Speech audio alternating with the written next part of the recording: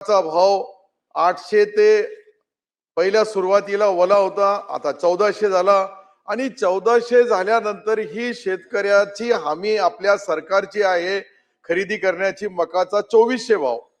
तर 2400 आणि या दोघांमधला जो फरक आहे 1000 रुपयाचा प्रति क्विंटल फरक आहे.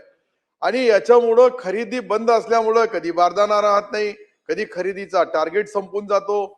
याच्यामुळं ज्या पद्धतीने मी माझ्या स्वतःच्या मतदारसंघामध्ये सर्वात महाराष्ट्रामध्ये जास्त मका पिकवणारा शेतकरी कुठं असेल तर सिल्लोड सोयगाव मध्ये आहे.